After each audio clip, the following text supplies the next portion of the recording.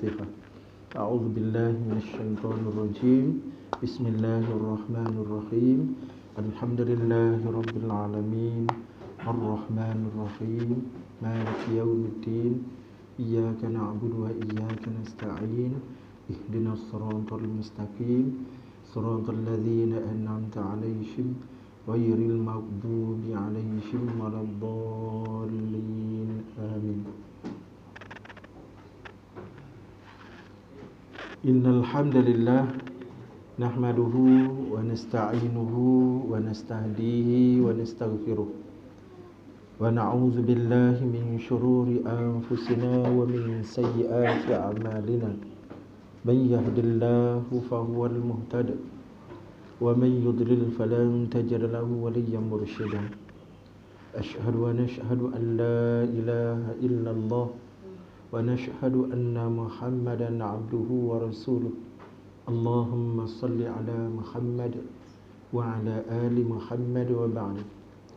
Yang dikasihi Al-Fadhil Ustaz Arum dan seluruh anak-anak, Ustaz Azbi, pimpinan Musalla Asy-Syifa, Tuan Haji Husin, seterusnya sahabat-sahabat muslim dan muslimat, sidang jemaah, sidang hadirin dan hadirat yang dikasihi sekalian. Pertamanya, kita sebagaimana ingatan biasa, kita unjurkan syukur dan seronok kita, terima kasih kita kepada Allah Ta'ala atas nikmat yang berterusan. Kita masih dipanjangkan usia dan baru saja kita menyempurnakan ibadah yang cukup besar pada kehidupan agama, itulah ibadah Ramadan.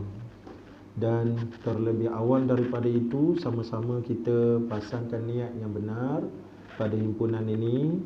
Kita niatkan melakukan ibadah secara umum, nak niatkan secara khusus iktikaf tak lepaslah, sebab tempat ni tidak dilaksanakan Jumaat. Pun begitu, ada sebahagian daripada pandangan ulama yang mengatakan iktikaf ni boleh juga asalkan tempat itu tempat solat. Tapi kita ambil secara umum lah tuan-tuan ni, secara umum pandangan zahir ialah di mana ada Jumaat, maka di situlah adanya iktikaf. Jadi kalau begitu, apakah kita akan buat sia-sia? Tidak, kita niatkan dengan lebih terbuka. Itulah niat kita melakukan ibadah. Apa bentuk ibadah?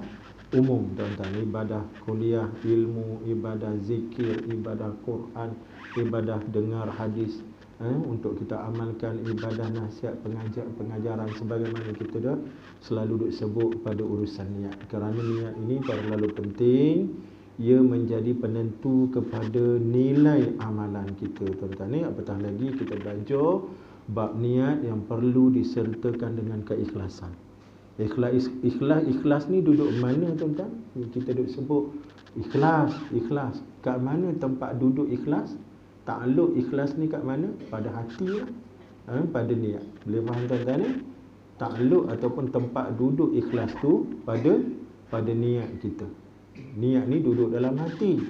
Hati bahasa Melayu kita, tapi kalau Arab, hati ni adalah jantung tuan-tuan ni.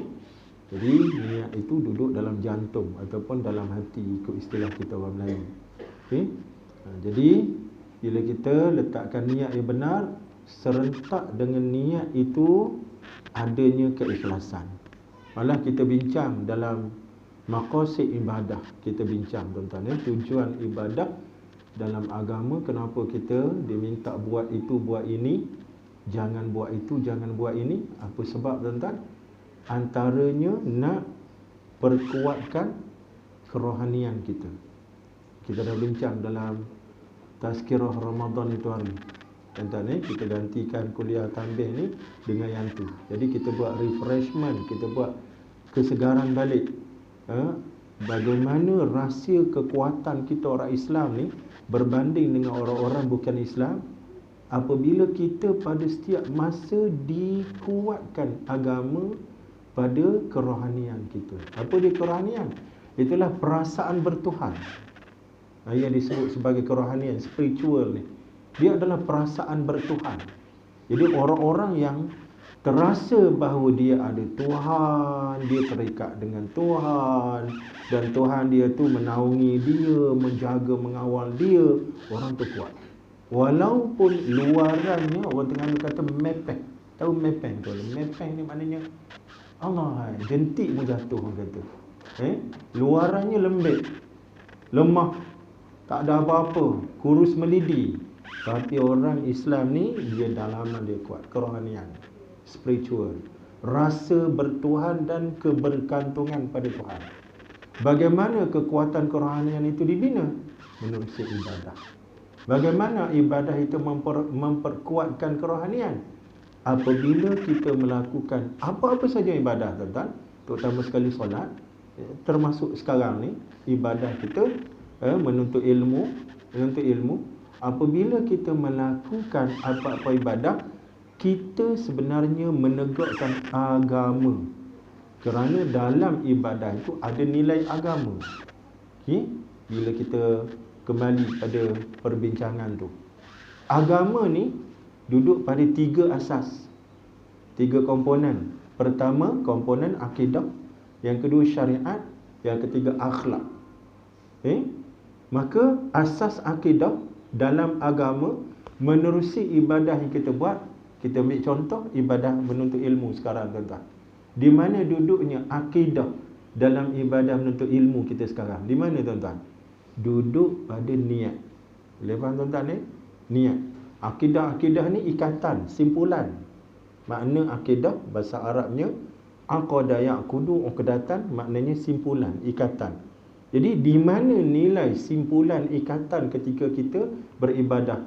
Dalam contoh sekarang menuntut ilmu, apabila kita pasang niat lillahi ta'ala. Bila kita pasang niat lillahi ta'ala, kita sudah mengikat hati kita kepada Tuhan. Itulah dia akidah. Itulah dia komponen asas agama yang nombor 1, yang paling penting. Kita ikat diri kita pada Allah Ta'ala. Sebab tu niat tu penting. Contoh apa-apa hal, niat. Ta'allamun niyah fa innaha ablagh minal amal. Belajarlah kamu tentang niat. Kuasailah kamu akan niat. Kerana niat ini terlebih padu, terlebih sampai berbanding dengan amalan. Ini kata-kata Yahya bin Mu'az, seorang ulama dari kalangan tabi'in. Yahya bin Abi Yusuf, tak ingat nama belakang dia, tuan-tuan. Bukan Yahya bin Mu'az, Yahya bin Abi Yusuf. Itu yang pertama, iaitu nilai akidah pada komponen asas agama, menerusi ibadah yang kita buat. Apa-apa saja ibadah dalam konteks ni menuntut ilmu. Yang kedua, bagaimana ketika kita menuntut ilmu, nilai syariat tu berlaku. Kita jaga syariat dan kita sedang groom, sedang pupuk syariat. Syariat ni, tuan-tuan, dia undang-undang. Syariat ni adalah undang-undang. Syariat Allah maknanya undang-undang Allah. Merujuk pada Islam itulah. Dalam Islam ada apa yang kena buat, ada apa yang jangan buat. Itu undang-undang. Jadi bagaimana menuntut ilmu ni terikat dengan syariat? Iaitulah ketika kita beribadah menuntut ilmu ni, kita jaga peraturan. Apa yang kita kena buat, apa yang kita tak boleh buat. Contoh waktu kita belajar, kita dalam keadaan menutup aurat, kita dalam keadaan berwudu terlebih baik, kita dalam keadaan berwangi-wangian terlebih baik. Itu amalan-amalan sunat lah, adab-adab lah, tuan-tuan ni.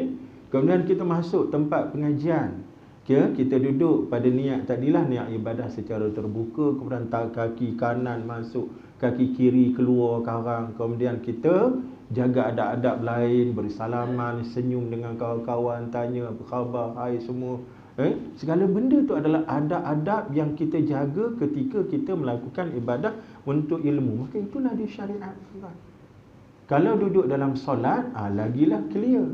Dalam solat ni syariatnya duduk kat mana, tuan-tuan?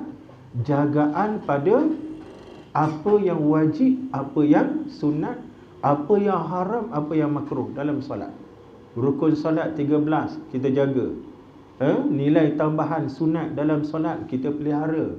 Nilai haram kita elakkan, takut terbatal solat. Kemudian nilai makro kita elakkan juga, takut nanti kurang pahala solat. Maka jagaan itulah kita berjaya menegakkan syariat. Boleh faham tuan-tuan? Itu komponen agama yang kedua, untuk kita faham apa yang dikatakan agama pada setiap amalan kita. Dan yang ketiganya, komponen akhlak. Akhlak ni hasil daripada ibadah. Agama suruh kita buat itu, buat ini sebab agama nakkan hasil daripada kita. Kita tanam pokok, benih durian ke, benih duku ke, lansat apa saja, kita nak hasil. Kita nak hasil.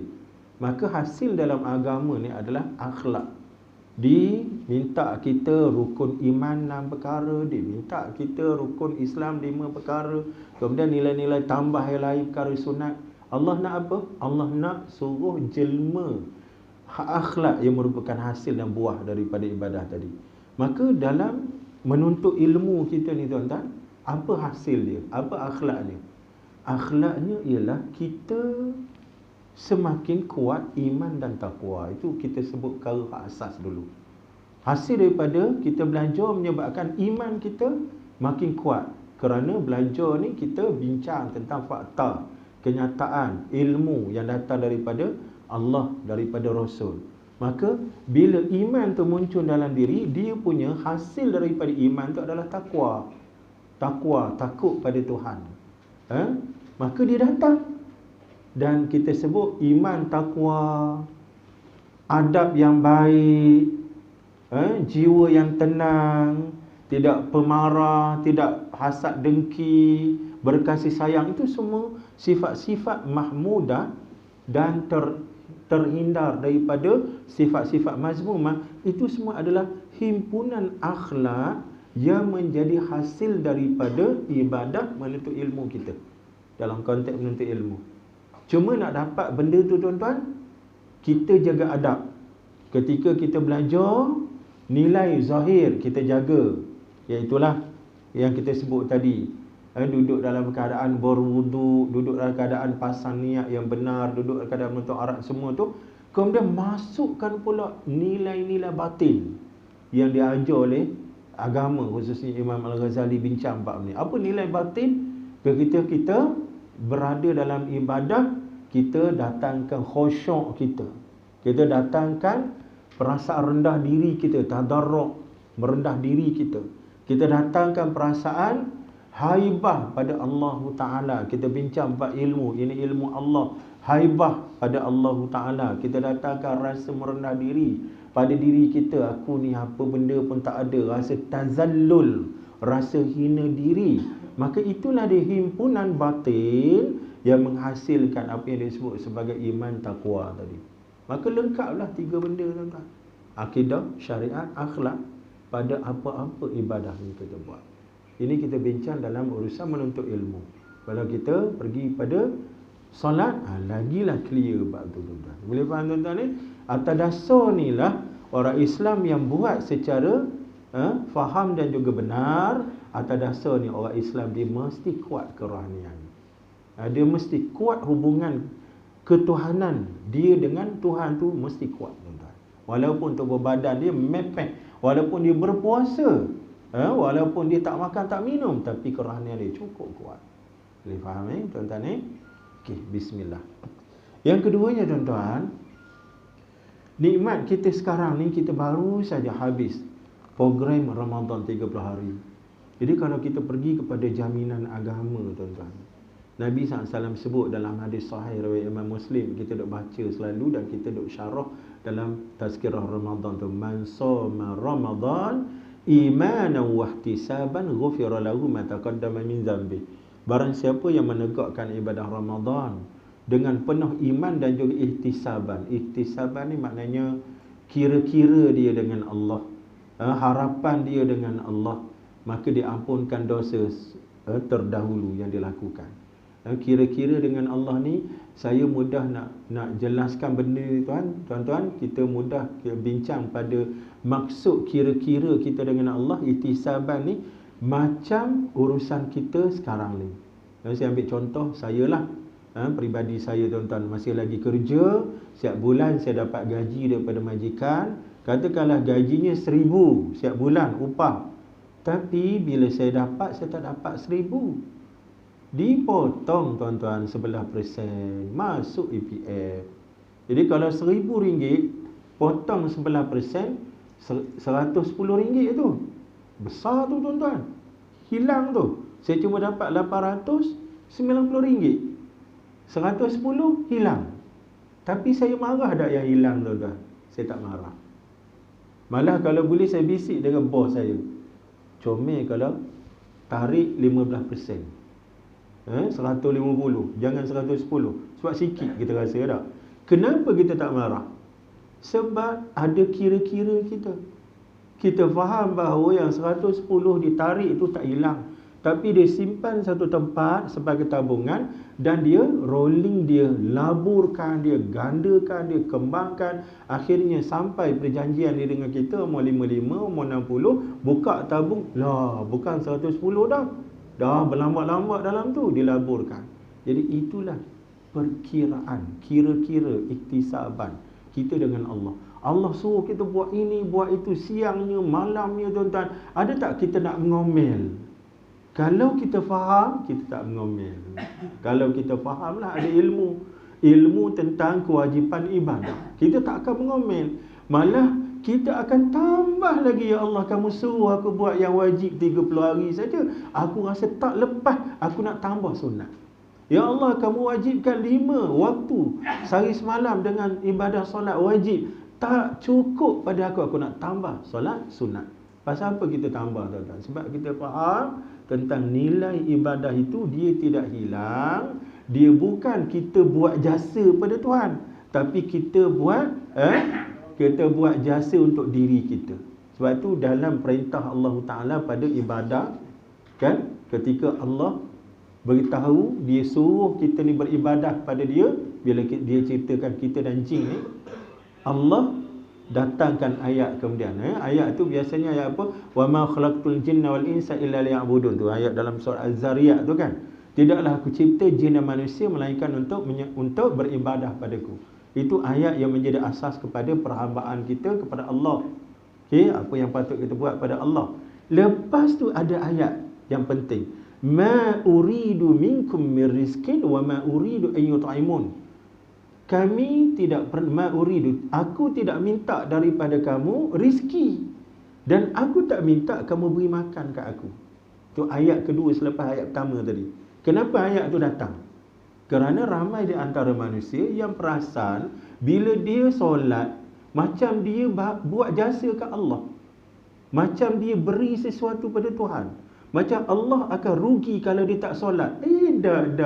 Allah sebut dalam ayat tu, bukan aku nak suruh kamu beri makan kat aku, dan aku pun tidak minta rizki daripada kamu, tak minta sumbangan budi jasa pada kamu. Habis yang kena wajib, kena semayang, kena buat itu ini, itu untuk kamu. Itu untuk kamu. Baca EPF sistem tadi. Boleh faham tuan-tuan ni? Itu. Jadi pada janji agama tuan-tuan, orang yang menegakkan ibadah puasa dengan iman dan ihtisaban, agama ajar. Allah menerusi Nabi SAW beri jaminan untuk ampunkan dosa kita. Ghufira lahu ma taqaddama min dhanbi. Dosa mana ni tuan-tuan? Dosa apa yang diampunkan ni? Dosa selain daripada dosa besar. Boleh faham tak? Selain daripada dosa besar. Satu. Yang kedua, dia punya tempoh janji pengampunan tu adalah hingga 30 hari bulan. Ya tuan-tuan, 30 hari bulan. Kita sekarang dah 16 Syawal dah. Dah lajak pergi ke minggu yang ketiga Syawal dah kita sekarang. Yang lajak ni 16 hari ni, ini tak masuk dalam jaminan pengampunan Ramadan. Sebab Ramadan ni diampunkan dosa yang terdahulu, dan bila kita habis Ramadan 30 hari bulan, maka habislah jaminan tu, tertutup. Yang berlaku sekarang lagu mana? Yang ni kena tunggu Ramadan tahun depan. Bila datang Ramadan tahun depan, barulah dosa-dosa yang muncul balik selepas Ramadan kemarin diampunkan balik. Dengan syarat kita ikut agama lah, ikut dia punya adab dan prosedur dia lah. Imanan, iktisaban. Boleh faham tak? Jadi dosa-dosa Lacak sekarang ni dah mula dosa-dosa baru ni, yang ni kena tunggu Ramadan tahun depan baru dihapuskan. Alamak, panjang umur ke kita nak tunggu tahun depan? Itu yang orang-orang alim risau tuan-tuan, takut tak jumpa Ramadan tu. Jadi bila kita fikir balik, nak tunggu Ramadan tahun depan, barangkali umur kita tak sampai. Jalan pun sengit dah Haji. Sengit dah, saya lah, bukan orang lain. Jalan pun stand 2 dah. Nak boleh angkat tubuh. Pahala ke mana tu? Oh tuan-tuan, memang kalau nak tunggu Ramadan, tunggu 11 bulan lagi, 336 hari lagi kena tunggu. Sampai ke tidak? Barangkali tak sampai. Habis macam mana tu? Yang dosa yang terbina, yang mula bina ni, yang mula muncul ni, ini dosa-dosa kecil tuan-tuan ni, bukan dosa besar. Ini lagi mana ni? Yang ni tuan-tuan, Allah Ta'ala datangkan sistem lain, bukan sekadar Ramadan. Sistem apa tuan-tuan? Sistem solat 5 waktu. Solat 5 waktu, sistem mingguan, Jumaat kepada Jumaat. Allahu Akbar, comel sungguh. Nampak ke tidak rahmat kasih sayang Tuhan tuan-tuan? Berapa alat penghapus dosa yang Allah datangkan, nak jaga kita ni biar suci bersih sungguh jumpa Tuhan. Nafsu mutmainnah sungguh kita jumpa Tuhan. Sistem penghapus dosanya, yang pertama solat 5 waktu, itu harian. Yang kedua mingguan, Jumaat kepada Jumaat. Yang ketiganya tahunan, Ramadan kepada Ramadan. Yang keempatnya seumur hidup, haji. Haji. Lepas tu kita ulang buat umrah seumur hidup tuan-tuan. Itulah dia kaedah Allah nak pelepas dosa dan maksiat yang melekat pada kita. Comel sungguh dan baik sungguh Tuhan. Jadi kalau kita faham kat situ, seriau lagi ke nak jumpa Tuhan? InsyaAllah orang-orang yang faham dari sudut tu, dia tak seriau nak jumpa Tuhan. Dia malah tak sabar nak jumpa Tuhan. Itu yang kita nak baca hadis tu. Barang siapa yang seronok nak jumpa dengan Allah, Allah seronok jumpa dengan dia. Atas dasar kita ada ilmu dan kefahaman, Allah adalah Tuhan yang maha baik kepada makhluknya. Terutama kita usia 40, 50, 60 lah, usia pencen ni tuan-tuan, usia pencen. Kita disebut sebagai warga emas, umur 60 ke atas. Dalam urusan dunia kita pun, orang yang warga emas ada kedudukan yang khusus dalam masyarakat. Contoh, kita duduk dalam urusan interaksi muamalah dengan orang lain. Kita sampai di satu majlis, orang ramai, maka kita sebagai warga emas, kita dipermudahkan urusan. Betul tak tuan-tuan? Kita dipermudahkan urusan, ada kerusi yang khusus untuk kita duduk, ada hidangan yang istimewa untuk kita warga emas. Kalaulah urusan dunia kita dijaga, diberikan penghormatan sebegitu, takkanlah urusan agama Allah tak peduli pada kita. Sedangkan Allah menggelarkan diri dia Arhamur Rahimin. Boleh faham tuan-tuan? Apa maksud Arhamur Rahimin? Zat yang maha pengasih di kalangan yang pengasih. Maka sudah tentu Allah terlagi menyantuni kita berbanding orang lain menyantuni kita atas dasar kita ni warga emas. Boleh faham tuan-tuan? Itu yang Nabi menangis tu.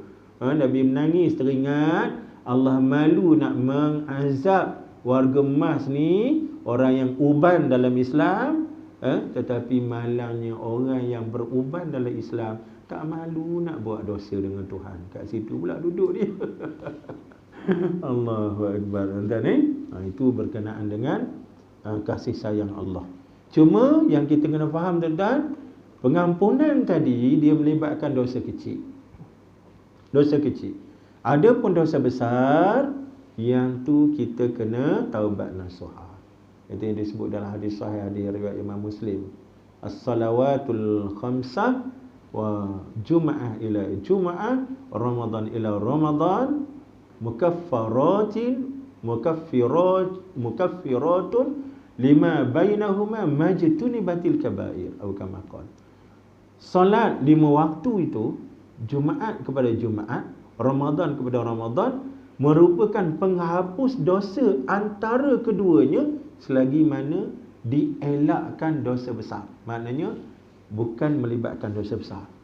Ada pun dosa besar, yang tu taubat lain, taubat khusus. Sebab tu bab dosa besar ni kita kena belajar, tekan dan fokus secara lebih khusus. Saya tuan-tuan baru pindah mesej kepada telefon ni, tapi terlucu pula ada apa ni, mesej-mesej penting yang terlucu yang tak masuk dalam ni. Antaranya nota tentang dosa besar, 70 dosa besar yang disenaraikan oleh Imam Az-Zahabi rahmatullahi alaih. Maka yang 70 tu, yang tu tak boleh harap dengan senyum kita kat orang, dengan sedekah kita pada tabung masjid, dengan ibadah solat 5 waktu, dengan ibadah Ramadan Jumaat, yang tu kena taubat khusus. Apa maksud taubat khusus? Ikut syarat taubat. Yang pertama, menyesal pada benda salah tu.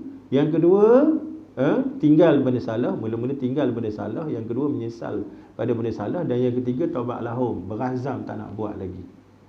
Cuma tambah yang keempat, kalau melibatkan dosa sesama anak Adam, barang orang tu yang kita pegang, yang kita ambil, kita rampas, kita buat naik pada dia, kena pulangkan balik. Dan kita kena minta redha balik dengan dia. Itu syarat keempat. Barulah selesai, tuan-tuan. Dosa besar, fokus taubat nasuha. Dosa kecil, menerusi apa yang disebut sebagai ibadah-ibadah sepanjang masa. Boleh faham tuan-tuan ni? Bila kita jaga yang tu, insya-Allah, kita bersedia untuk menunggu ajal kita datang. Itulah dia kategori ataupun kedudukan orang-orang yang bertakwa. Apa dia orang yang bertakwa, tuan-tuan? Orang-orang yang bersedia menunggu ajal. Al-isti'dad liyaumir raqiq. Bersedia menunggu waktu datangnya kematian. Pasal apa? Tadi dia jaga belaka dah. Boleh faham tuan-tuan, insya-Allah. Orang tanya pada kita macam mana nak istiqamah dengan amalan baik pada Ramadan. Kita sebut perkara pertama dan yang paling penting, kita ada ilmu. Kita beribadah secara faham. Secara faham. Bila kita faham, kita tak akan hanya jadi orang baik dalam Ramadan. Kalau kita faham, tuan-tuan, maka kita akan baik pada setiap masa. Macam anak kita, hak faham kenapa dia pergi sekolah. Kalau dia faham, mak ayah dia tak suruh pun dia bangun sendiri, tuan-tuan. Duduk kat celah mana pun dia boleh teruskan urusan dia pergi sekolah, walaupun pukul 6 pagi bangun dalam keadaan cuaca sejuk. Kalau dia faham. Tapi kalau dia tak faham, mak ayah tak ada, dia ambil peluang, tuan-tuan. Sama dengan kita orang Islam ni. Kalau kita faham tujuan ibadah, kenapa kita perlu duduk dalam ibadah, maka kita akan berterusan melakukan ibadah. Dan dalam perbincangan sebelum ni, kita kaitkan kekuatan kerohanian itu pada ujian kehidupan yang begitu besar. Ujian kehidupan yang begitu besar. Kita dengar kes pembunuhan sana sini, kes penderitaan sana sini, kes kekecewaan sana sini. Si A di-scam sampai 1.3 juta dalam masa tak sampai 10 minit. Hilang 1.3 juta. Duit yang dia usahakan selama 30 tahun kerja, itulah duit EPF dia. 10 minit, tuan-tuan, bertukar tangan, tuan-tuan. Sedih tak? Huyo, bukan sakat sedih, sedih ya amat. Kalau orang ni tak ada Tuhan dalam diri, lama dah dia terjun longkang tak mati, terjun lombong, tuan-tuan. Boleh faham, tuan-tuan ni? Sampai begitu sekali. Pak kita sebut dalam kuliah sebelum ni, ada seorang seorang kakak telefon satu siaran radio Suria FM, cakap dengan DJ. Dia kata apa? Cik, depan saya anak-anak saya menangis kelaparan, nak makan. Saya ibu tunggal. Di tangan saya ada RM10. Dalam akaun bank cuma ada RM40. Itu nilai minima, tuan-tuan. RM40 dalam akaun bank. Dia kata apa? Kalau saya ni tak ingat pada Tuhan, dah lama anak-anak saya hilang ibu, dia kata. Faham tak tuan-tuan? Kalau saya tak ingat pada Tuhan, dah lama anak-anak saya ni kehilangan ibu. Maknanya apa? Dia akan bunuh diri, tuan-tuan. Dia kerana tekanan hidup. Tapi kenapa dia boleh bertahan? Kerana dia sebut tadi, kerana dia masih ada Tuhan. Macam mana rasa Tuhan tu muncul? Dengan ibadah. Boleh faham tuan-tuan? Menerusi ibadah yang kita buat. Sebab tu ibadah ni penting sangat. Bismillah. Panjang pula nak mukadimah sikit ya tuan-tuan. Nak sebut tentang alhamdulillah ya Allah, Ramadan kami dah habis dan sekarang kami dah hantar bekalan Ramadan kita tu, kita dah packing elok-elok, kita dah ikat elok-elok, kita simpan dalam tabung akhirat kita. Apa bekalan tu? Bekalan Ramadan kita tuan-tuan. Bekalan Ramadan kita. Kita dah hantar kepada Allah Ta'ala. Tapi ingat tuan-tuan, itu pahala kan? Amal soleh itu adalah pahala. Tapi ingat, pahala yang kita janam menerusi ibadah-ibadah khususnya Ramadan tu, dia boleh tembus keluar. Boleh berceceran mengalir habis. Besok buka-buka tabung, tak ada, kosong. Sedangkan hutang tak habis kita dengan orang. Jadi macam mana pahala tu boleh hilang? Dengan maksiat-maksiat yang kita buat menyebabkan kita terpaksa bayar dengan pahala-pahala kita. Sebab tu kunci betul-betul tuan-tuan. Maksiat-maksiat yang datang menerusi anggota badan kita, mata, telinga, mulut, tangan, kaki, itu jaga betul-betul tuan-tuan supaya kita tak buat kerja sia-sia. Penat tak habis lagi. Ramadan kita tahun lepas, datang Ramadan baru, tak habis penat lagi, tiba-tiba pahala berceceran keluar. Jangan tuan-tuan. Begitu. Boleh tuan-tuan, insya-Allah sama-sama kita sambung pada pengajian kitab Tanbihul Ghafilin tuan-tuan, pada muka surat 67 kitab kulit biru ni. Kita masih melihat pada sifat syurga dan ahlinya, sifatul al-jannah wa ahliha. Bagaimana gambaran syurga dan ahlinya. Jadi bila kita bincang bab syurga ni, apa yang kita faham tuan-tuan? Kita sedang meneliti tawaran Tuhan. Boleh faham tuan-tuan? Bila kita bincang tentang syurga, maknanya kita sedang memahami apa tawaran Tuhan bagi pada kita. Pasal apa tuan-tuan? Pasal tanggungjawab kita sebagai hamba Tuhan ni banyak, besar, tak mudah tuan-tuan. Oleh kerana kerja tu tak mudah, besar, banyak, melibatkan pengorbanan, maka kita nak tahu juga apa dia punya tawaran yang Allah janjikan. Kalau kita jaga betul-betul kewajipan itu, maka inilah dia ilmu dia tuan-tuan. Ilmu tentang memahami tawaran Allah. Iaitulah sifatul al-jannah wa ahliha. Bagaimana gambaran syurga dan penduduknya. Kita sambung pada hadis kat bawah tu tuan-tuan, muka surat 67.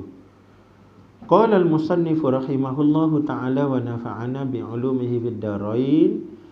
Imam Abul Lais As-Samarqandi rahmatullahi alaihi meriwayatkan dengan sanadnya dari Abu Hurairah radhiyallahu anhu. Sanadnya iaitulah laluan hadis tu datang, pencerita dia. Nabi sallallahu alaihi wasallam bersabda, "Inna fil jannati syajaratan yasirur rakibu fi zilliha." Tu tuan-tuan, sahabat-sahabat yang ada kitab letakkan tahi lalat dia, tahi lalat atas ta. Itu bukan tilliha, itu zilliha, za bukan ta. Tercicir tahi lalat.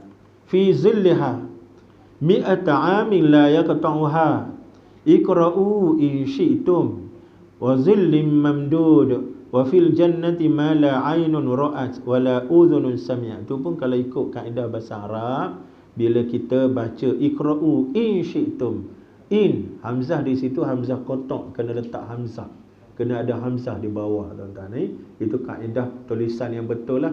Tapi kita baik sangka dengan typing ni, barangkali kesukaran dia nak menaik huruf tu, sebab ada sebahagian daripada sistem software dia tu dia tak lengkap tuan-tuan. Tak lengkap, dia cuma ada tiang panjang je, dia tak ada hamzah atas bawah. Jadi kita baik sangka kat situlah. Tapi dari sudut ilmunya salah tu. Saya dulu waktu final year tuan-tuan, waktu saya kena buat satu backdrop untuk satu program peringkat nasional di Universiti Malaya. Waktu tu saya duk buat ni, macam Ustaz Arun duk buat ni, khat, duk buat design-design semua tu. Minat sikit. Jadi antara program tu ada satu seminar apa tah di peringkat nasional. Jadi saya buat backdrop belakang. Tiba-tiba saya letakkan di atas perkataan Allah, Hamzah tu saya letak Hamzah. Allah tu kan, alif lam lam ha. Atas alif tu saya pergi letak Hamzah kat atas tu. Suka-suka saya tu. Tak faham tentang hukum Hamzah kotak, Hamzah wasal, tak faham. Pakai duk sembrono gitu je. Tiba-tiba seorang prof tegur saya. Prof Dr. Hidayat Buang. Dia tegur saya. Adeline dia kata, itu alif pada Allah tu kena buang Hamzah tu. Oh, saya pula asalkan ada alif pakai Hamzah belaka. Dan waktu tu saya tak boleh terima tu tuan. Dalam hati mendok. Tapi kerana kita ni student, dia pula prof, aku dengar je lah. Tapi kita rasa tak puas hati tuan. Rupa-rupanya betul lah ilmu dia tuan. Ada Hamzah kotak, Hamzah wasal.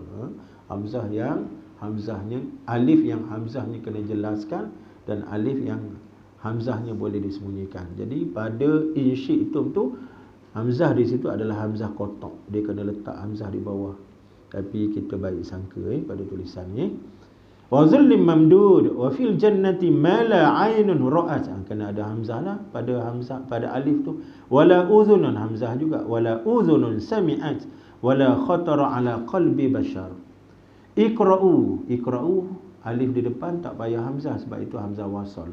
Iqra'u in syi'tum fala ta'lamu nafsum ma ukhfiya lahum min qurrati a'yun wala mawdi'u sautin fil jannati khairum minad dunya wa ma fiha. Iqra'u in syi'tum faman zuhziha 'anil nari wa udkhilal jannata faqad faz.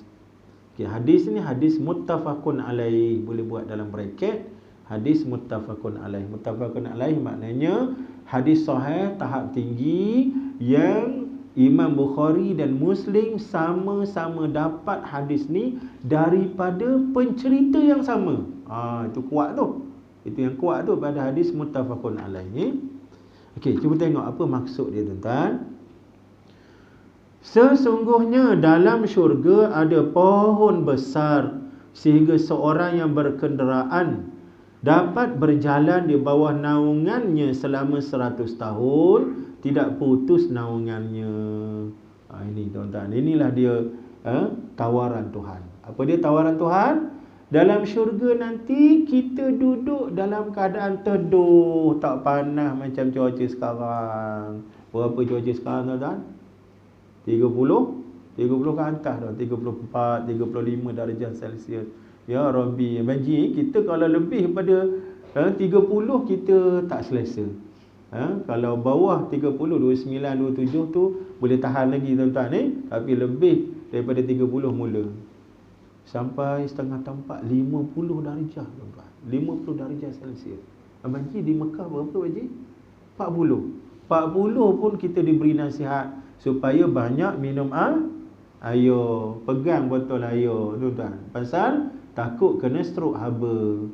Takut kejang tubuh badan, takut saluran darah dalam kepala pecah. Tuan-tuan, bawa kematian. Itu 40.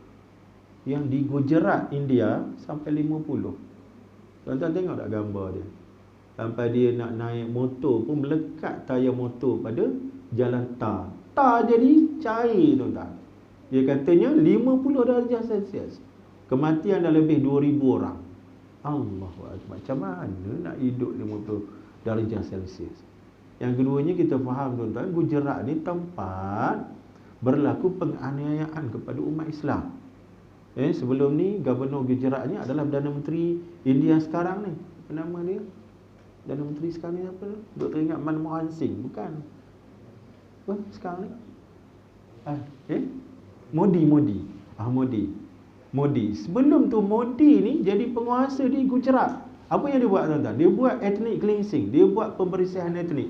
Dia nak bersihkan Gujarat daripada umat Islam. Sebab mereka buat kempen jahat, Fitnah besar-besaran. Orang Islam ni bahaya. Orang Islam ni dia macam ular menyembunyikan bisa.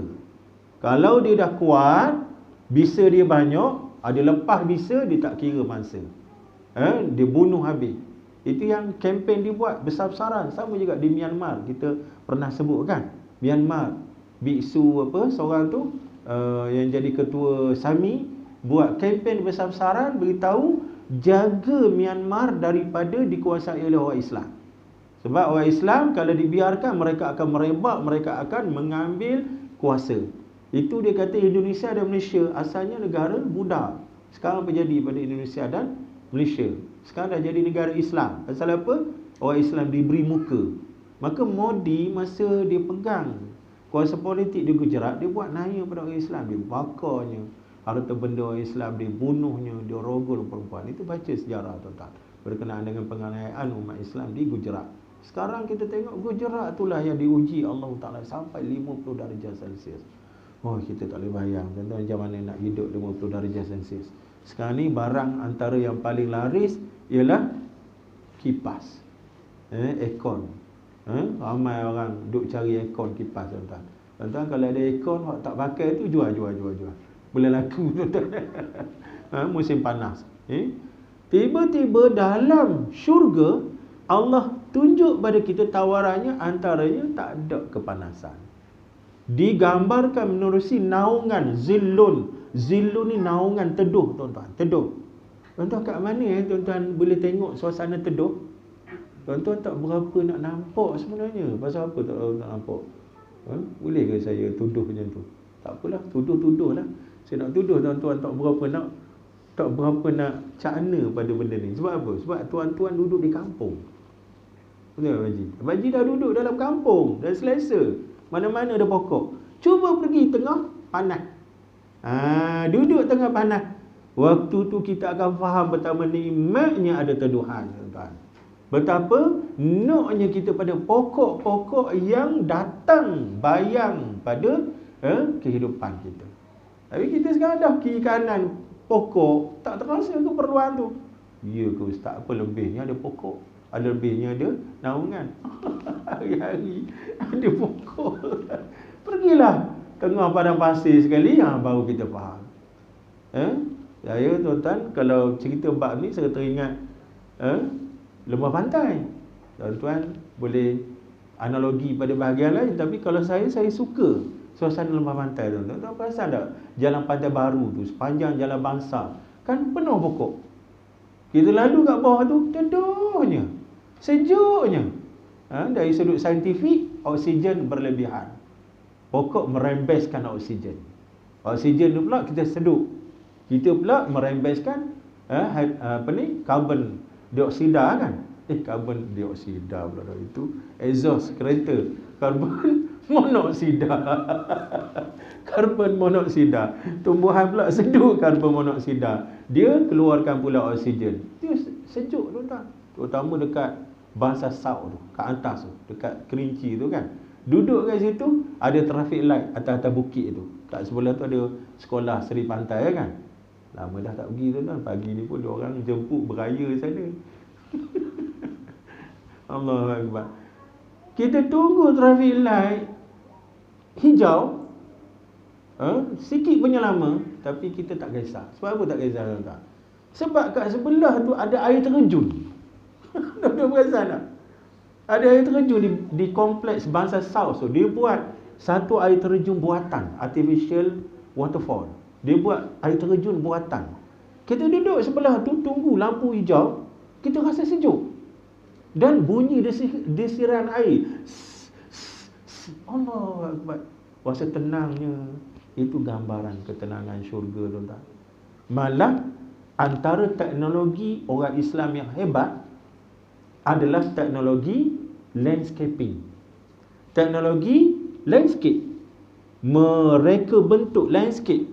Buat bangunan, buat rumah, macam mana landscape nak dibentuk. Bagaimana orang Islam boleh ada idea tentang landscape yang baik? Berdasarkan cerita syurga dalam Quran. Jannatun tajri min tahtihal anhar. taman-taman, kebun-kebun yang mengalir celah-celahnya air. Dengan pokok-pokok menyebabkan antara ilmu yang ke depan dalam kemajuan dan tamadun Islam ini adalah ilmu landscape. Kita belajar tamadun Umayyah, Abbasiyah, bagaimana mereka membina negara kota yang begitu tersusun, begitu cantik, sistematik dan juga dipenuhi dengan landscape ala syurga. Boleh faham tuan-tuan? Itu kehebatan. Datang daripada Quran, datang daripada kefahaman agama, hadis Nabi sallallahu alaihi wasallam. Jadi naungannya selama 100 tahun tidak putus-putus. Kita pula berjalan kat bawah dengan berkenderaan. Dalam satu riwayat lain, kita memacu kuda yang pantas. Duduk bawah dia tu, kuda yang pantas, berlari di bawah teduhan bayang. 100 tahun tak habis tuan-tuan. Setara mana pokok tu? Setengahnya disebut pokok tu adalah pokok tuba, syajaratu tuba, pokok tuba, yang dia punya teduhannya menaungi seluruh suasana keadaan yang di dalam syurga Allah Ta'ala. Ni dia tawaran Allah. Bacalah wa zillim mamdud, dan zillin, naungan yang mamdud. Mamdud ni maknanya yang berterusan, yang expand ke depan, sambung tak habis-habis tuan-tuan. Larilah semantah mana, tak habis-habis naungan itu. Dan dalam syurga kesenangan yang tidak pernah dilihat mata atau didengar oleh telinga. Yang ni yang menjadi kerinduan kita tuan-tuan. Nikmat dalam syurga ni Allah gambarkan menurut hadis Nabi ni tuan-tuan, adalah nikmat dalam bentuk mala ainun ra'at wala udhunun sami'at. Sesuatu yang mata tak pernah tengok, telinga tak pernah dengar. Kita dunia ni tuan-tuan, kita tak pernah bayangkan suatu benda yang mata kita tak pernah nampak dan telinga tak pernah dengar. Sebab benda tu terlalu tinggi, terlalu ideal pada kita. Kita ni benda hak mata kita pernah tengok pun banyak benda kita tak boleh nak capai. Benda yang telinga kita pernah dengar pun banyak benda kita tak boleh nak dapat tuan-tuan, nak miliki. Contoh pandangan mata yang kita tengok tapi tak boleh nak capai. Apa dia tuan-tuan? Keindahan-keindahan yang ada di muka bumi. Contohnya keindahan pada rumah agam, rumah mewah. Ada satu jutawan di India tuan-tuan, apa nama dia Haji? Mugani. Dia punya rumah dia tuan-tuan, bangunan berpuluh tingkat. Alahai, saya lupa pula nak double check benda tu. Tuan-tuan boleh surf dalam YouTube macam mana.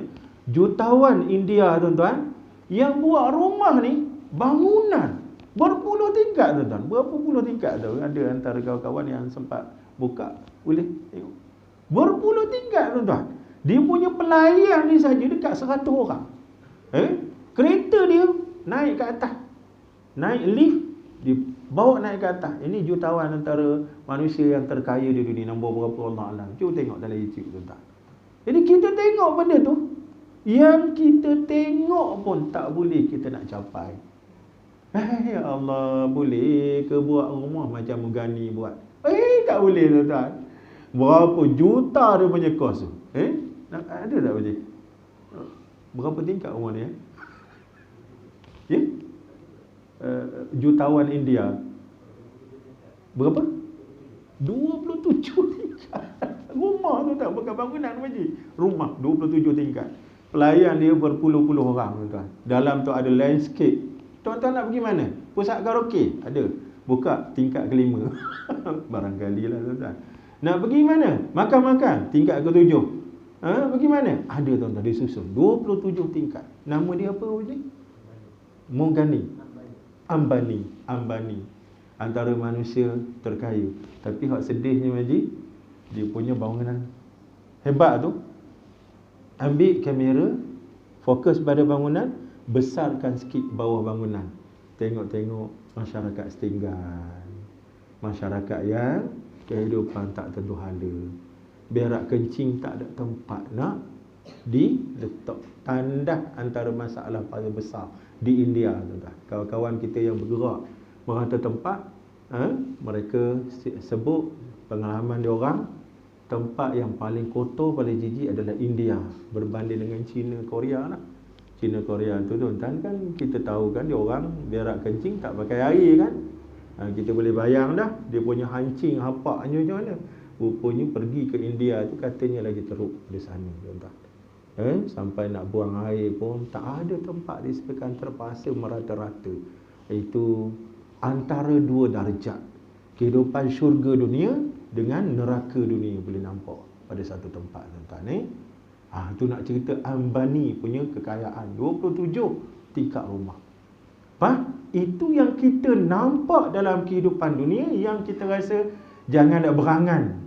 Sedangkan dalam janji Allah syurga, benda yang kita tak pernah tengok. Faham maknanya?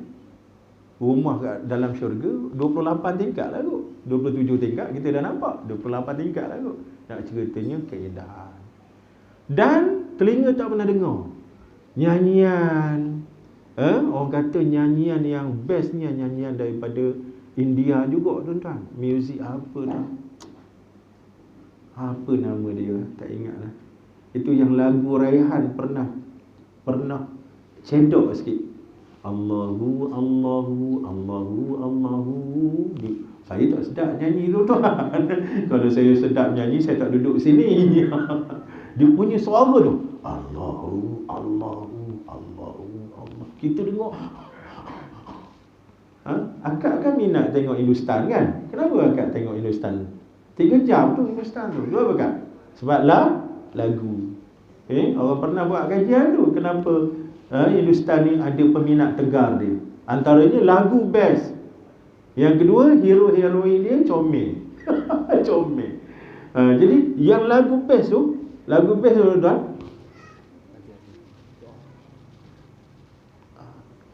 yang lagu best tu lah yang kita Allahu Akbar, yang katanya antara hiburan telinga yang paling hebat di dunia ni adalah lagu-lagu irama daripada sana. Dalam syurga ini tak pernah terdengar pada telinga. Sebahagian ulama menyatakan itu adalah suara Nabi Allah Daud AS, yang apabila membaca kitab Zabur, burung yang terbang atas udara tak perasan dia sedang berada di udara tuan-tuan. Lupa nak mengepak pasal syok dengan suara. Kita dengan Siti Nurhaliza pun sampai terlepas tereng. Kakak saya kata Siti Nurhaliza punya istimewa, bagilah lagu apa kat dia, kalau keluar daripada mulut dia mesti sedap. Itu kakak saya lah punya fanatik. Wallahu a'lam betul ke tidak, kita tak apa nak ikut sangat. Kita tahu cintaku bukan di atas kertas, dia kata. Itu Siti Nurhaliza. Ada kawan saya seorang tuan-tuan, dia tak kahwin. Tak, maaf lah saya sebut sikit, dia tak kahwin. Kenapa dia tak kahwin? Dia kata dia hanya kahwin kalau Siti Nurhaliza terima dia. Amboi. Macam mana? Tapi dia smart juga tuan-tuan. Jangan main. Tapi sekarang tak kahwin, dah bencet dah. Umur tak silap saya dah 63 rasanya, umur Nabi. Tapi tengok dia tak serupa umur 60. Comel dia, segok dia. Cik Wan, saya panggil dia Cik Wan. Tak kahwin. Duduk seloroh dengan dia. Cik Wan nak kahwin bila ni?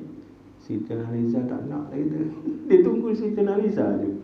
Dia tak sedar Siti Nurhalizi lagi power daripada Nurhaliza kan.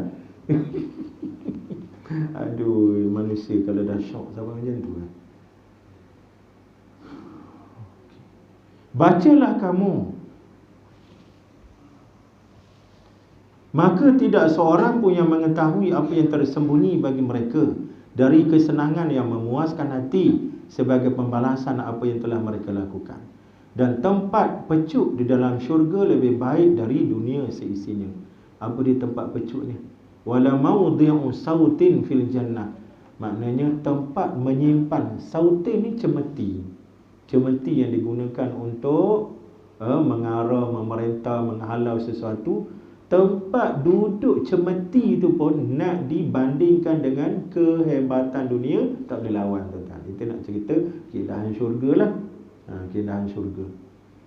Kemudian bacalah ayat, maka siapa dijauhkan dari api, dari masukkan ke dalam syurga, berarti telah untung. Ini dia tuan-tuan. Kita beriman dengan ayat ni lah. Faman zuhziha 'anil nar, barang siapa yang dijauhkan daripada neraka. Api ni neraka lah. Wa udkhilal jannah, pada masa yang sama dimasukkan dalam syurga. Itulah sebenarnya kejayaan dan kecemerlangan. Hadis sahih muttafaqun alaih. Ibnu Abbas radhiyallahu anhu berkata, sesungguhnya dalam syurga ada bidadari yang dijadikan dari 4 macam. Dari misik atau miski. Miski ni kasturi, wangian kasturi. Yang kedua ambar. Ambar ni satu bentuk wangian juga tuan-tuan. Yang ketiga kafur. Kafur wangian, dan za'faron wangian juga. Empat-empat ni adalah wangian. Kafur ni Profesor Hamka dia berani sikit tuan-tuan. Dia berani sikit. Dia terjemahkan kafur ni sebagai kapur barus. Sebagai kapur barus. Dalam tafsir Al-Azhar, tafsir Hamka, diterjemahkan sebagai kapur barus. Apa dia kapur barus?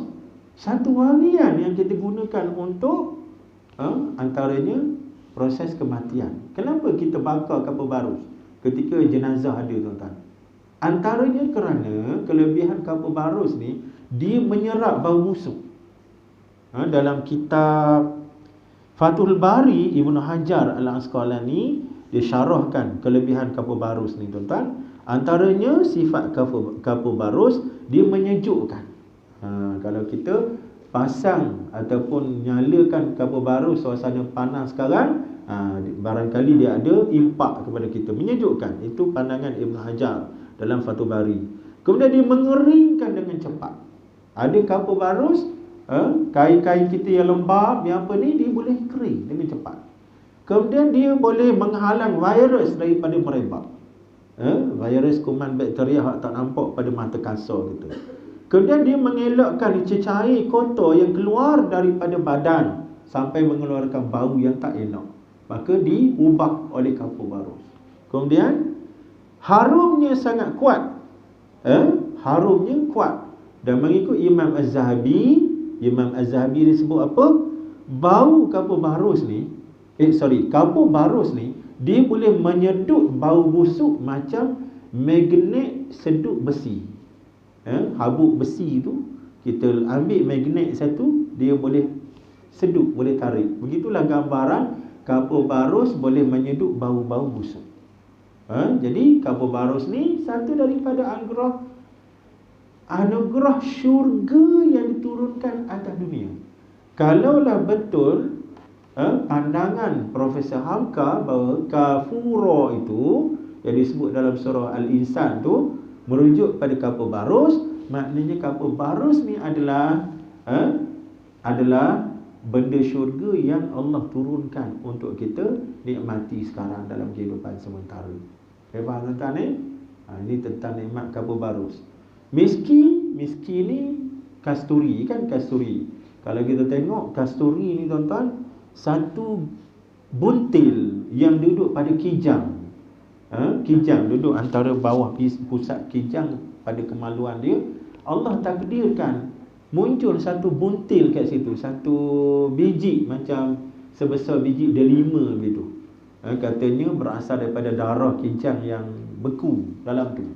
Dan sampai masa tertentu buntil tu akan gugur, akan jatuh daripada kantung dia. Dan kalau kita jumpa, kita belah benda tu, memang wangi sungguh, melekat wangi berhari-hari tuan-tuan, wangi sungguh. Dan dia boleh ganti balik, muncul balik buntil lain. Dia orang panggil kasturi tuan-tuan. Baru ni ada satu jemaah di Tanjung Karang, dia bisik kat saya tuan-tuan, dia dapat geliga lipan. Geliga lipan. Okey, yang buntil tadi sebahagiannya sebut sebagai geliga kijang tuan-tuan ni. Yang ni dia ni mengaku, dia kata dia dapat geliga lipan. Wallahualam. Tapi kalau tengok pada pada peribadi Abang Haji kita ni, saya rasa macam saya percaya kat dia sebab dia orang baik, duduk kat depan, semayang 5 waktu tuan-tuan, berjemaah dan kuliah tak pernah miss abang ni. Cuma kalau jumpa saya, dia selalu ajak, dia suka saya bercerita tentang Terengganu. Dia ni orang Tanjung Karang. Dia suka saya bercerita tentang Terengganu. Sebab apa tuan-tuan? Sebab dia ada pengalaman pernah hampir-hampir jadi orang Terengganu, tapi tak jadi. Nak nikah dengan orang Terengganu tak jadi. Itu yang ada seronok tu. Bila jumpa dia ajak sembang bab tu, bab cerita zaman muda. Kawasan Paka Jadi dia cerita geliga lipan tuan-tuan. Dia ambil, dia letak pada bisul, dan benda tu menarik bisul, menarik dia punya nanah dalam tu. Dan ada kawan-kawan dia yang tahu benda tu, tawarkan RM1,000 pada dia, tapi dia tak jual, dia simpan gitu. Kecil dia geliga tu. Jadi misk dia buntil, ada sebagainya sebut geliga, kecil je sebesar biji delima gitu, wangi. Ambar, kafur dan za'faran. Za'faran ni kita dah sebut, dia adalah king of herbs. Dia disebut sebagai raja herba dan bau dia cukup wangi dan harganya cukup mahal tuan-tuan. 1 kg sampai pergi hingga RM23,000 1 kilogram. Antara 1,000 lebih hingga RM23,000 1 kilogram. Sampai begitu sekali tuan-tuan. Tanaman yang namanya za'faran ini, dia menguatkan ingatan. Menguatkan ingatan. Okey tuan-tuan, itu wanita syurga. Wanita syurga dibuat daripada wangian, sama ada haruman kasturi, ambar, kafur atau za'faran. Itulah dia sifat wanita syurga. Wanita dunia, Haji Hussein buat dari apa? Wanita dunia, agak wanita dunia dibuat dari apa? Dari air mani. Akak jangan bimbang, kami pun sama juga. Akak dia pun sama juga. Ya betul, kami pun sama. Wanita dunia dibuat daripada air mani, ayak mani tuan-tuan. Apa jadi pada kaum lelaki akibat ada wanita dunia? Apa jadi tuan-tuan? Huru hara dunia tuan-tuan. Dunia tidak aman akibat daripada wanita. Teori Freudian tuan-tuan, teori ahli falsafah daripada England, Sigmund Freud. Dia mengatakan bahawa dunia kita tak aman, perang sana sini. Kenapa?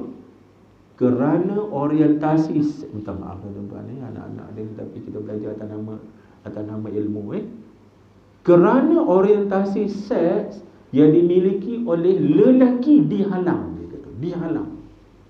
Habis nak jadikan dunia ni aman, tenang, buat macam mana? Jangan disekat. Orang lelaki jangan disekat nafsu dia. Jangan ada undang-undang perkahwinan.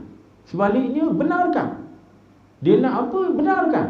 Sebab manusia ni dicipta dengan berorientasikan nafsu. Buktinya apa? Buktinya cuba tengok anak-anak kecil. Dia akan nyonyok, dia akan diam tidur kalau dia duduk dalam pelukan ibu. Bila tarik dia daripada pelukan ibu, dia akan menangis. Tengok dia punya nilaian mudah. Dia ni orang Yahudi tuan, dan tak percaya pada Tuhan. Sigmund Freud. Tapi pemikirannya menjadi satu daripada kita kata apa? Perkara besar dalam dunia pendidikan tuan-tuan, dunia pendidikan. Sampai begitu sekali dia sebut wanita ni menjadi sebab kenapa berlaku huru-hara. Dan memang dalam agama pun kita diajar betapa wanita itu adalah fitnah yang cukup besar pada kehidupan lelaki tuan-tuan. Tetapi hak kita nak sebut yang menjadi fitnah sampai ke ada lelaki hak bunuh diri, ada lelaki hak jadi pembunuh, ada yang bercerai. Kenapa tuan-tuan? Kerana wanita yang dicipta daripada air mani. Sedangkan dalam syurga bukan air mani, ini haruman tuan-tuan. Boleh faham? Maknanya Kalaulah yang air mani ni sampai manusia bergila-gilaan, muncul watak Laila Majnun. Tahu kisah Laila Majnun tu kan? Laila perempuan, Majnun lelaki yang tergila-gilakan Laila sampai ke mati. Dia tak dapat Laila ni sampai mati beragan, mati beragan. Dia kerana hubungan cinta dia dengan Laila disekat oleh mak ayah, tuan-tuan, sampai begitu sekali. Akhirnya digelar sebagai gila, Majnun. Ini kan pula wanita syurga yang dicipta daripada wangian. Boleh faham, tuan-tuan? Nak cerita apa? Keindahan syurga. Ke akak tak ikut laluan iman ni? Saya ustaz, saya buluh betung. Nah ini boleh, tapi kita kan walaupun kita aimani, tapi kenapa kita jadi mulia? Kerana kekuatan agama lah kan. Kerana kita ada agama ajar kepada kita akhlak, ajar kepada kita jagaan diri, ada adab. Akhirnya walaupun asal kita aimani, tapi kita jadi mulia dan terhormat. Jadi kita nak fahamkan dalam syurga adalah wangi-wangian dan haruman. Sedang tanahnya dicampurkan dengan air hidup ataupun air hayawan. Hayawan ni air satu telaga, satu kolam dalam syurga, dalam di akhirat kelak yang menjadi tempat penghuni-penghuni neraka nak masuk dalam syurga. Diorang akan mandi dulu dalam air hayawan itu. Bukan haiwan, hayawan tu maksudnya kehidupan. Dan setelah dijadikan, maka semua bidadari asyik kepadanya. Andaikan ia berubah, andaikan dia bukan berubah ni, tuan-tuan, andaikan ia berludah. Baiki sikit ayat dia. Maknanya andaikan bidadari itu meludah dalam laut, air liur dia masuk dalam laut, maka air liur itu menawarkan air laut yang masin. Kemudian tercantum pada leher bidadari itu, siapa yang ingin mendapat isteri seperti aku, maka naklah dia taat kepada Tuhanku. Maknanya apa? Bidadari ni milik siapa? Dia letak kat situ. Siapa hak nakkan dia, taat pada Allah.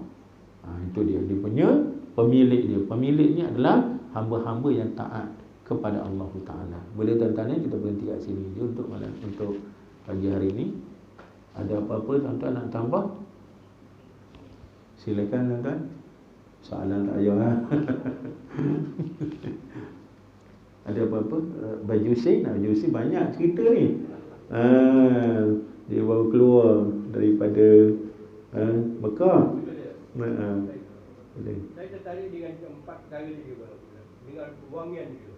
Kalau kita duduk di sana, kita nampak kebanggaan orang Mekah. Rupanya orang Mekah ni bangga dengan minyak wangi. Dengan harga RM5,000 dengan RM10,000. Apa yang dicakap ni memang betul, tak? Masya-Allah. Memang betul. Terima kasih lah. Gitu. Kita ni bangga dengan lain, tak? Gitu bangga dengan apa, Cik? Tak tahu awak nak. Orang Melayu ni bangga dengan apa, macam-macam, dengan makan minum lah kot, tapi orang Mekah betul. Saya terlupa poin tu, Orang sana dia bangga dengan wangian, tuan-tuan, wangian sampai RM1,000 harga. Saya ingat saya pernah sebut, tuan-tuan, waktu pengalaman saya nak kahwin dulu, tengok dia punya item yang nak kena sediakan tu, tengok RM1,000. Ya Allah, kata mana aku nak cekal duit ni. Kasutnya dengan persalinan kain bajunya. Kalau macam ni patutlah ramai orang bujang tak kahwin.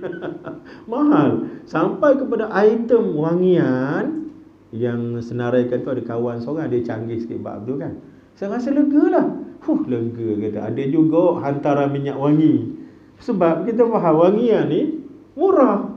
Sekali tuan-tuan dia ajak pergi cari barang tu. Pergi ke mana? Tu Sogo kompleks. Tu Mid Valley tak ada lagi. Pergi ke Sogo. Subhanallah, nak pitam aku. Harga kurang RM1, 400, kurang RM1, 500. Lagi mahal daripada kasut Belly. La ilaha illallah. Kita duk bayangkan RM10 3 botol. Itu jalan masjid India. Allahu Akbar.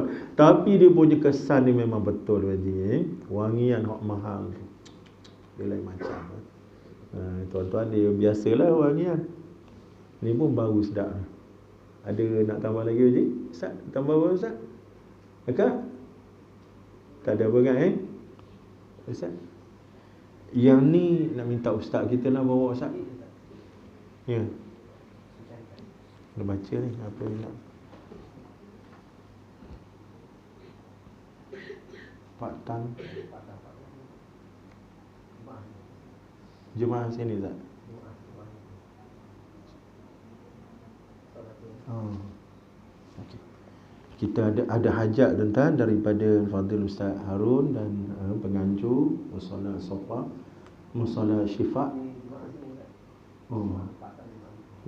Untuk kita sama-sama baca doa kesembuhan sikit untuk saudara kita Pak Tam Cik Rosli Siddiq, katanya dimasukkan ke hospital Sungai Buloh, gangguan pernafasan. Sama-sama tuan-tuan, mudah-mudahan dengan niat ikhlas dan juga amal kita membantu tuan-tuan. Sama-sama Al-Fatihah. A'udzubillahi minasyaitonir rajim. Bismillahirrahmanirrahim. Alhamdulillahirabbil alamin. Arrahmanir rahim. Maliki yaumiddin. Iyyaka na'budu wa iyyaka nasta'in. Ihdinas siratal mustaqim. Siratal ladzina an'amta 'alaihim ghairil maghdubi 'alaihim waladdallin. Bismillahirrahmanirrahim. Alhamdulillahirabbil alamin. Wassalatu wassalamu ala asyrafil anbiya'i wal mursalin sayyidina Muhammadil amin wa ala alihi wa sahbihi ajma'in. Allahumma salli ala sayyidina Muhammad wa ala alihi wa ashabihi ajma'in. Allahumma inna nas'aluka salamatan fid din wa afiyatan fil jasad wa ziyadatan fil ilm wa barakatan fil rizq wa tawbatan qabla al maut wa rahmatan 'inda al maut wa maghfiratan ba'da al maut. Allahumma hawwin 'alaina fi sakaratil maut wa najati minan nar wal 'afwi minal hisab. Rabbana atina fid dunya hasanah wa fil akhirati hasanah wa qina 'adzaban nar. Allahumma ishfi fa innaka antash shafi la shifaa illa shifaa'uk, shifaa'un la yughadiru saqama. Ishfi akhana Rosli ibn Siddiq shifaa'an 'ajilan ghaira ajil, shifaa'an la yughadiru saqama. Fa innaka antash shafi wa anta rabbal ba'si wa anta arhamar rahimin. Irhamna warhamhu, irhamna warhamhu, irhamna warhamhu birahmatika ya arhamar rahimin. Wa sallallahu ala sayyidina Muhammad wa ala alihi wa sahbihi ajma'in. Walhamdulillahi rabbil alamin. Taqabbalallahu minkum inna minkum taqabbal ya karim.